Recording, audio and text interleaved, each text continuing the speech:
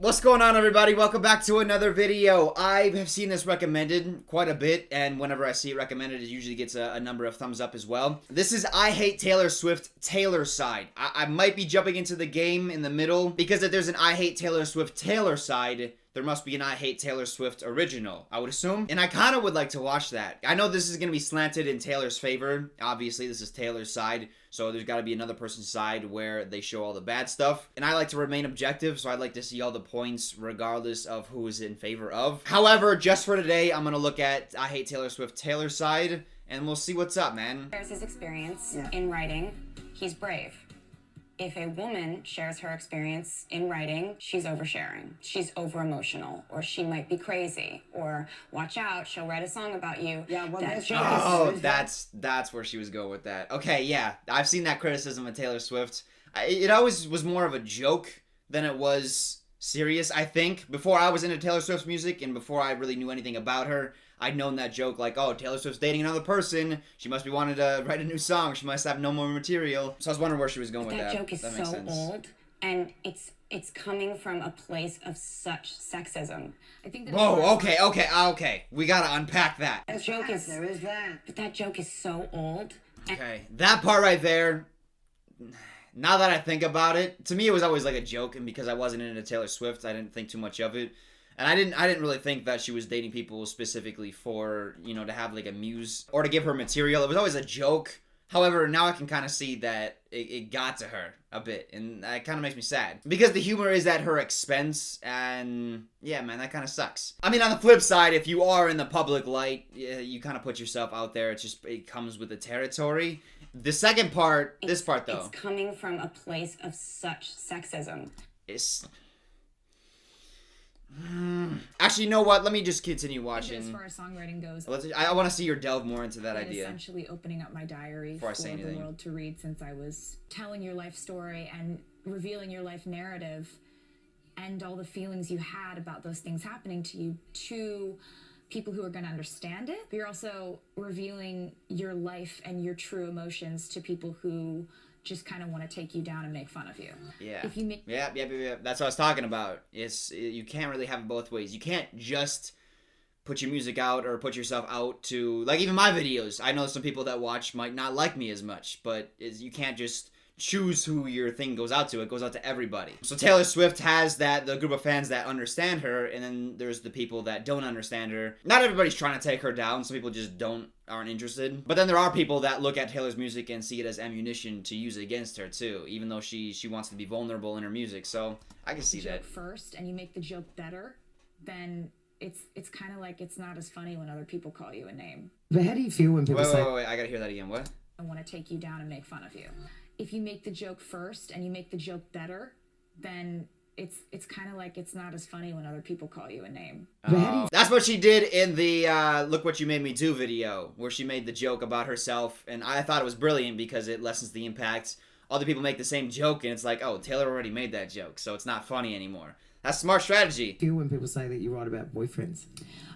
It's interesting because I think as a songwriter, you have your fans who have been keeping up with your music since before you were known. And then what happens is, as you get more successful, you have more and more people paying attention to what you're doing. And you've been doing it the same way your entire career as a songwriter, but all of a sudden the perspective has changed. They use kind of you writing songs about your life as a way to play detective. And for me, I have a really strict personal policy that I never name names. Yeah. And so anybody saying Okay. a song is about a specific person is purely speculating. Yeah, right. Okay. Yeah, I agree with her. Like the whole Katy Perry situation. We don't know what went on behind the scenes. We're not, like, I know a bunch of stuff goes around in the inner circles that we don't get to see. So we don't get to see the full picture. However, if Katy had never, fired back or did the tweets or whatever, then that beef would have never blown up. People could have speculated that it was about Katy Perry, but I don't think there was enough evidence. At least I never would have thought, if, like, even knowing everything, listening to Bad Blood, I would have never guessed it's about Katy Perry. I would agree that's a strong argument from Taylor, because she's usually vague enough about it where you can't you can't pick it up unless you're really in the know. You're going to do that, but the most important thing for me is maintaining artistic integrity, which means as a songwriter, I still continue to write about my life. I could very well water it down, and I could just say, like, you know, the sky is blue, and now we're dancing, and we're in a club, and it's great. But I What kind of songs are you listening to, Taylor?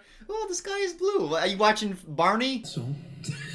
I know it was a #1 hit. But No, but people can sense honesty. You can tell in your music. You're going to have people who are going to see the depth from which you approached a song, the fact that you put absolutely, you know, your real emotions into it, and that's valuable and that's good and that's real. And then you're going to have people who are going to say, oh, you know, like, she just writes songs about her ex-boyfriends, and I think, frankly, that's a very sexist angle to take. No one says that about Ed Sheeran. No one says it about Bruno Mars. They're all writing songs about their exes, their current girlfriends, their love life, and no one raises a red flag there. true. That's true. Okay, she said something before that I really liked. Now I forgot it with all the sexism talk. That you put, you know... Oh, the honesty in her music. That's one thing that shocked the hell out of me when I first got into Taylor Swift.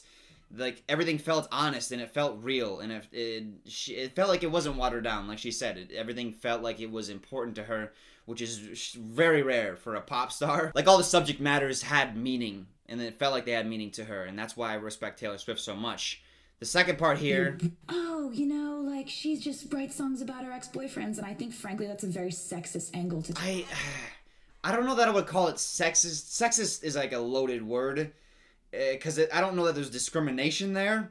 I think it's a double standard, because she does make a good point. No one says that about Ed Sheeran. No one says it about Bruno Mars. No one, yeah, that's true. Ed Sheeran had the thing with Ellie Goulding. What was the song? Whatever it was, no one, at least not that I saw, had criticism for Ed Sheeran. I don't think I've ever seen a male artist receive criticism for having too many girlfriends to write about. And male artists sing about a lot of different girls, you know, so...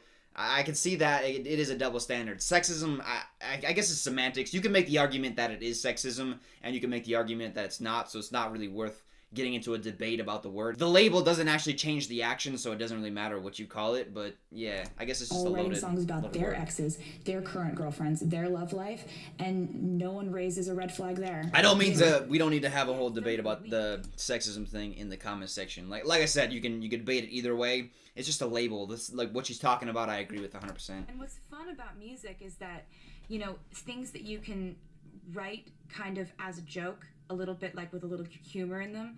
Most people get it. Like, most people get that, like, Shake It Off is a funny, like, I'm not actually rapping seriously in that song. Like, but some people are like, oh my God, why is she trying to be a rapper? You're like, you don't get it. Come on. They're like, she looks super awkward dancing in this video. It's like, oh my God. You can't read comments. To give you people heat for... Okay. I agree with what she's saying. She's saying some people just don't get the joke. But I kind of feel like this is the same with the Kanye situation, where most people saw what Kanye said as a joke. No one really took it seriously. No one was like, oh my God, Kanye West did make her famous. Oh my God. Nobody was really thinking that. If you know Kanye's music, you know he wasn't intending for that to be disrespectful, and I think that it's pretty obvious that there's no ill will involved. Considering he made an effort to call her, maybe he didn't reveal the full line, but he still called her and he said, I don't want to hurt you with this line. It was a joke, and I don't think Taylor took the joke very well. They're like, she looks super awkward dancing in this video. It's like, oh my God. I kind of feel like that's how a lot of hip-hop fans felt, like, oh my God, it's just a joke. The word bitch is used a ton in hip-hop. But then it got down to, who do you want to support, Kanye or Taylor, no matter how you feel about it, feel about the issue. So, yeah, I don't know, that whole thing got twisted. You can't read comments. To give you people heat for holding a cat a certain way on the streets of New York. That cat loves being held like that. I know, but you can't do anything without somebody at some point on some web thread saying... Wait, what? Taylor Swift held a cat weird? Did that become a story? Let's look it up real quick. Let me see. Well, how did she hold the cat? People criticize this? People got upset because it was held like this? Are you kidding me? When everything that you It's do not is normal, yeah. debated upon, Yeah. scrutinized, questioned, everybody feels entitled to ask you why you did everything. But then there are days where I just am kind of overwhelmed by all of it, and I think that that's okay. I try to encourage my fans that They don't have to feel confident every day. They don't have to feel happy every day. They don't have to feel pretty every day. They shouldn't put added extra pressure on themselves to feel happy when they're not. Being honest with yourself emotionally is really important. We don't live just in a celebrity takedown culture. We live in a takedown culture. People will find anything about you and twist it to where it's weird or wrong or annoying or strange. Preach, Taylor. Okay, yeah. Yeah, I Not agree only so live your strongly life with in her. spite of people who don't understand you, you have to have more fun than they do. If you learn to laugh at Yeah, certain yeah. things and not take everything so seriously, if something hurts your feelings, that's valid. And you're allowed to let that happen. But I was just kind of like, yeah, I do dance awkwardly, and I'm having more fun than you. You're going to have people that just can't find one good thing about you. But focusing on those people is the quickest way to lead an unhappy life. Yeah. So, Yeah. I'm Taylor, okay, she's on a streak of very things I aware just of who I love. actually am. Yeah. I but love I'm what she's also saying. very aware of what people are saying about me. Well, it always comes Boy, from a I place need to hear her say that very again. aware of who quickest way to lead an unhappy life. So on one hand, I'm very aware of who I actually am. Yeah. But I'm also very aware of what people are saying about me, and I think in order to be prepared, you have to know those two things. Well, it always comes from a place of storytelling. Like I always want to write from a place of kind of like a diary. And even if I'm making a pop album, I'm not ever going to make a pop album that's just like, gonna go to the club, and dance, dance. That's the second time. That's the second. If she have a song in mind, I wonder. Going to the club, gonna dance. You know, like, and not have really much of a reason for writing that particular song. Like, I don't ever want people to be like, you know, the beat of that song is kind of cool, and but I don't really know what it's about, or I don't know what she wrote that about. There's always going to be an element of storytelling in what I do, even if it's pop music, even if it makes you want to dance. I also want it to kind of make you think too. Yeah, Respect. music is wonderful. You know, I think when people say that they like one of your albums, like when people told me that like Red was their favorite album, I didn't take that as so I should make that again. I took that as great, awesome. Now I want to make them like this new album just as much, if not more, than the last album. Taylor. I want them to like it for different reasons. As far as just kind of actual real life accomplishments, I think my connection with my fans and the fact that they care about lyrics and things like that, I think that's what I'm most proud of. Yep. I kind of feel like 21 Pilots is the same way, where they're singing about something that means something to them and to their fans, and that's why the fans latch on, is because the fans care equally about the things that they're singing about. And I think Taylor Swift's fans, they appreciate Taylor Swift giving them meaning in her songs, and that's why the criticism about Taylor Swift having boyfriends, I don't know, is that a serious criticism of Taylor? I think the criticism might be more trolling than anything. It would take a special kind of sociopath to just give up your personal life like that, specifically so that you have a muse. She got on a roll and she was just saying everything that I agree with. It kind of began with this, where she says everybody feels like they have they're allowed input into your life. And I think now with social media, everyone had an opinion before, but now more people are seeing it. There was someone actually did a piece on this, where journalists are now going to Twitter looking to see what people are upset about, and if there's like a group of people, could be like, 100, 200 people that are saying like, oh, Taylor Swift, I can't believe she held the cat this way. And all of a sudden the journalist sees that and is like, okay, if I write a story about this, I'm going to get a lot of clicks because people on Twitter are talking about it. So instead of writing a story about something that's important, like, I don't know, like homelessness, they write an article like, Taylor Swift's holding the cat funny. What do you think about this, people? And their job is to convince people that it's weird so that the article gets retweeted, So they're writing an article that's baseless, that has no meaning or no value whatsoever, so that they can get retweeted, and now those retweets turn into clicks, and those clicks turn into money. So that's why we see so many headlines about Taylor Swift, whether the articles are valid or not. Taylor Swift holding a cat weird is gonna draw in more clicks than something that actually matters, which is kind of sad. Oh yeah, Where this it's here too. weird or wrong or annoying or Takedown culture, which is, that's a part of it too. It's that Batman line, you either die a hero or live long enough to see yourself become a villain. It's just the cycle of of our storytelling, man. That's how we like to see the narrative. We like to see our heroes fall, which is, again, strange another or weird thing. bad. And then this last part here, she gets into her storytelling and her music. That's why I respect Taylor Swift. It's because she's not willing to water down her music, and I love that about her. She became one of my favorite artists, and it's not just because her songs sound good.